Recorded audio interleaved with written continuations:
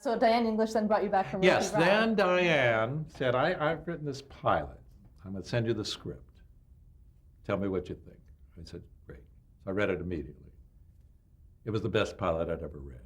So I just called Diane on the phone. I said, if this isn't a major hit, I'm retiring and I'm going to open a little antique shop on Melrose Avenue. And she laughed. It was there. The show we did was the show she wrote. What was so great about it? It was just each character was so clearly defined.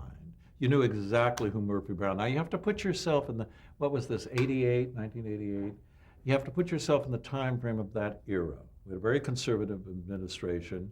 Diane had just written a show about a 40-year-old woman who's just out of Betty Ford Clinic. She's a former alcoholic, has just finished rehab. She comes back to work at her important job in Washington, broadcasting. She's surrounded by the former Miss America, who's a wacko, and by the pompous guy, and by the little cute guy, and by the friend.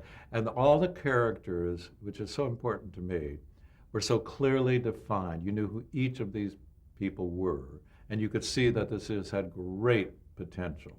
Plus, you had a leading lady character whose motor was running. So it just gave the whole show this great move forward. I love the settings. I love that she lived in Georgetown, that her office was in Washington, that there was a bar. I mean, it just gave her a great variety of settings, and it was just great. Then Candace said, guess who's playing the lead? I said, who? She said, Candace Berg. Then Diane said, guess who's playing the lead? And she said, Diane English. I said, oh my God. At that time, I didn't know Diane was such a comedian. You meant Candace. I mean, Candace. Diane's a comedian. No, she's not. Yeah, I didn't know Candace was such a comedian. And such a great comedian. And so I was going, oh, really? She said, yeah, trust me. So I remember the first day, first rehearsal, got into the stage, and they had a long table set up, and Candace came in, and I mean, it really drew a crowd. Everyone wanted to hear. And she was just charming and just nailed it.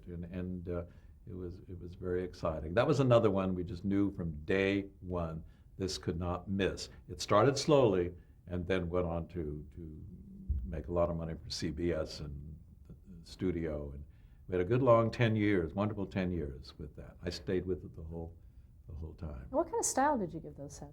I'm sorry? What kind of style did you give those sets? Well, you know, I talk about, this was an interesting one because the set was two-story, and I had an old Architectural Digest book that had celebrities' places, and they had Candace's New York apartment in it.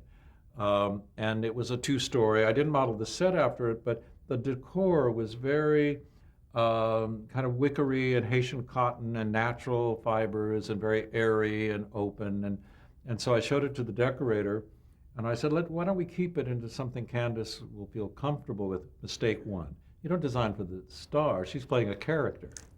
So we did, and Diane went along with it. She thought that seemed valid. And then we had the whole set done. It really looked beautiful. It was airy, and the walls were light, and the furniture was airy. And Candace came in, and I could just tell that's a terrible moment. She looked around. She got very serious. She called me over. Now, we had lovely meetings and things. She called me up on the phone one day out of the blue, and the secretary said, it's Candace Berg. And I went, what? And then she just wanted to say, you know, I worry about my husband and I, Louis, don't want this to look like a sitcom with orange carpet and this and that. So I had some of her feedback. So she came into the set and she kind of looked serious, called me over and said, this looks too much like Beverly Hills. This apartment doesn't look like Georgetown. And I said, oh. I said, well, you know, I kind of styled it after your place in New York. She said, that's your problem. Everyone comes into my place in New York and goes, Candace, this looks too much like Beverly Hills. So that became like, a few times, get rid of it all, paint the walls darker, make it look traditional. She wanted this woman, and she was right, so did Diane. The history of coming from a very intellectual Eastern background and that traditional stuff with humorous touches. And so we redid it quickly, and it worked great, and it was fine. One of the storylines going throughout the series was that it was under constant renovation in a way. Yes, the guy painting and she doing silly things, and it was fun. Yeah. So that turned into a great experience. To have such a long run on that show was wonderful. And how about designing the newsroom itself? The newsroom, we started with, I liked the set very much. It had a lot of dynamics, a lot of action, a lot of movement. That was my metaphor for that. Just keep it like it has angles and this and that.